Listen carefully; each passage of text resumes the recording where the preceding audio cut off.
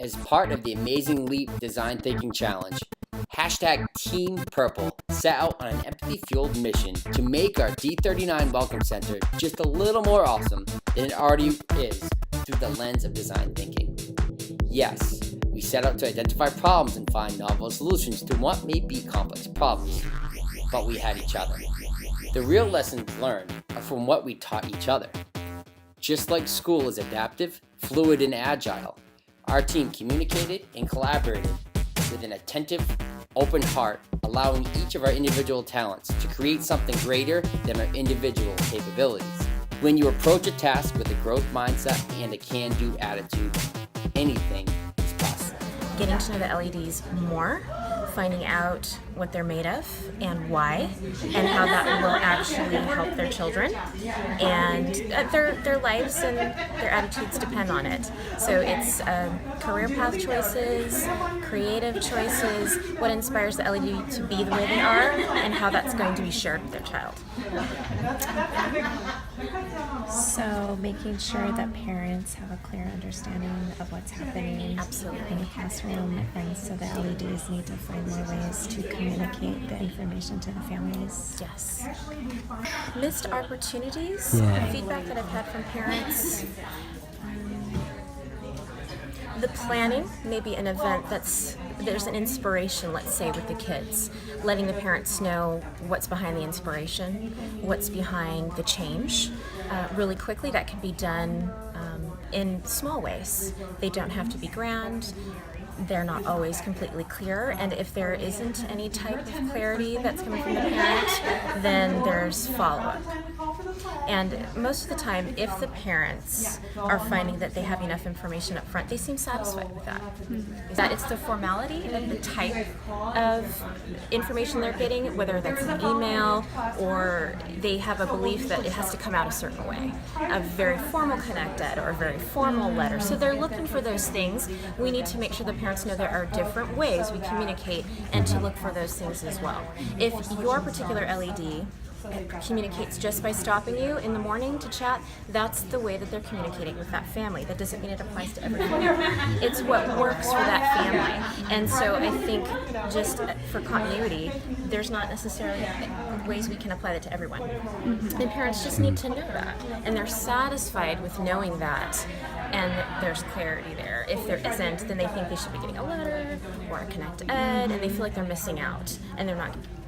We're so much of a commuter school, and these neighborhoods aren't used to commuter schools, and it's we're trying to figure out ways to even, it's not so drop and go. You know, there's a lot of drop and go, and so we started in 6th grade, so we came from Willow Grove where people dropped and stayed, and like sometimes the teachers are going, you guys are being too loud, you know, you need to go out somewhere, but that is also how parent communities bond and that sort of thing. So there's definitely that is, how do we facilitate opportunities for parents to drop and stay in meaningful ways, you know. And then also I don't know, I think it's just that there were inconsistencies in how LEDs communicated with their parents. So some are really high on emails and websites and that sort of thing, and they're sending out regular updates, and others, you know, you'd hear from like once a month.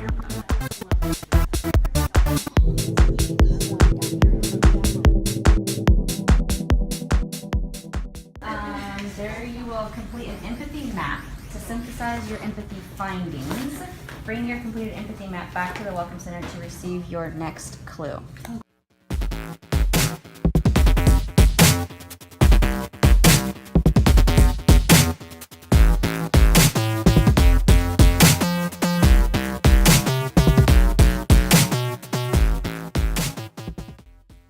Now that we see the problem through the eyes of the audience, we start to define, discover, and give appropriate context to the problem through research and developing our needs statement.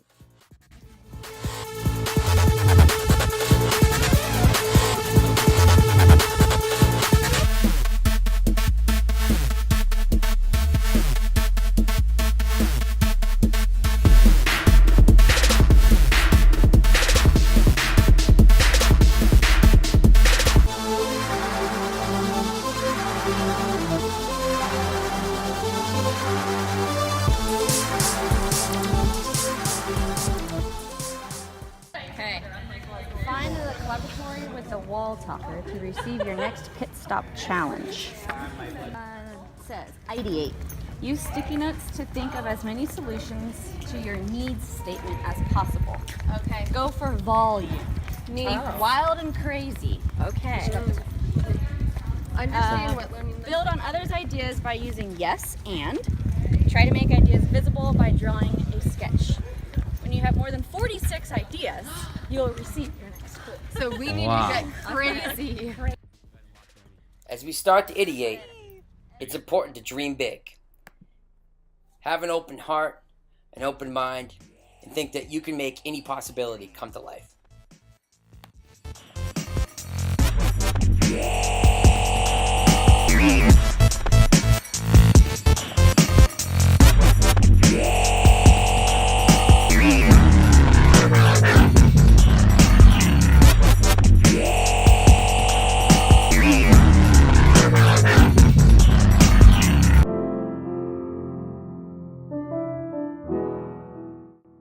During the prototyping phase, those big ideas and solutions that stand out as the most enticing are brought to life.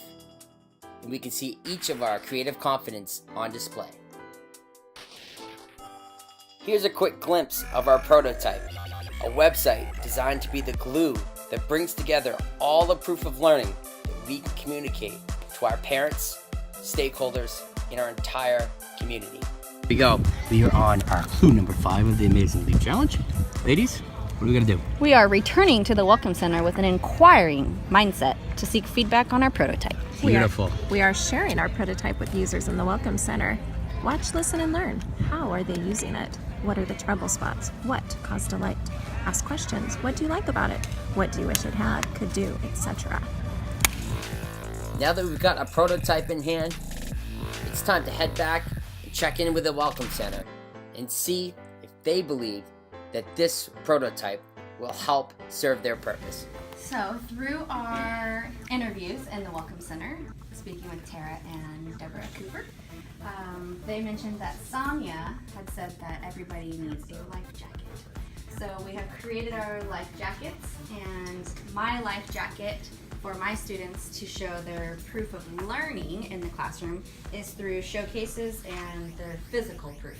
So the showcase would be the physical proof of parents coming in, seeing what they've done in art, science, or even looking at the different YouTube videos that they have created in the class, because learning and proof of learning here at D39 is completely abstract and different than other schools. Yeah, that's kind of our proof of learning statement. I guess we should go start with that. Based on the interviews, we came up with this statement. Parents need to understand what learning looks like at D39C, because proof of learning is abstract and looks different here.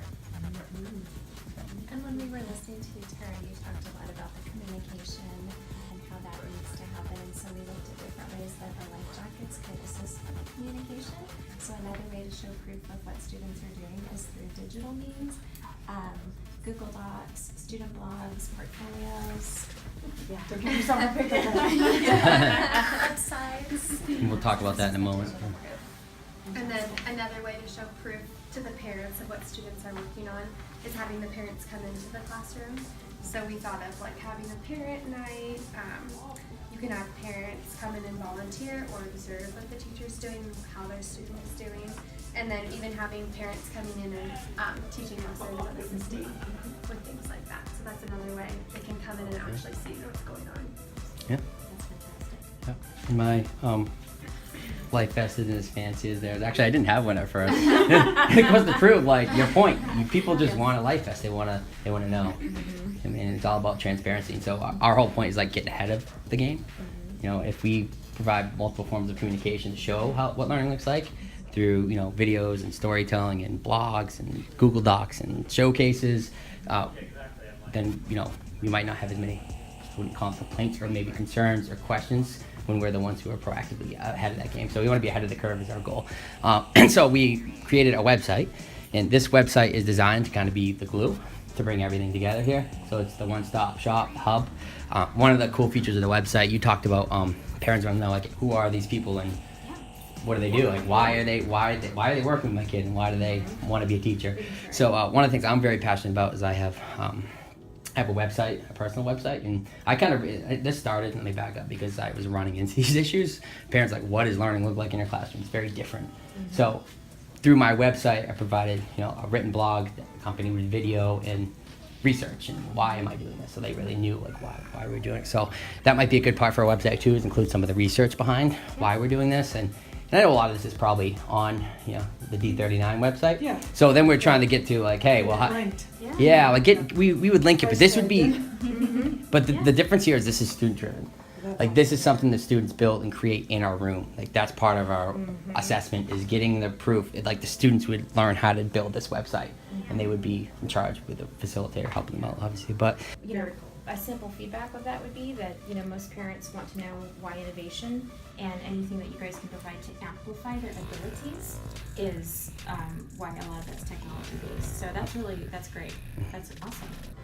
Floating along. Yeah. That's fantastic. So here we are at the production stage, and we're ready to publish, but we are mindful that our ideas can always evolve, and anytime throughout the design thinking process, we can repeat steps to polish and make our product the best one possible. So, coming this fall, brought to you by the entire Design 39 campus community, Proof of Learning.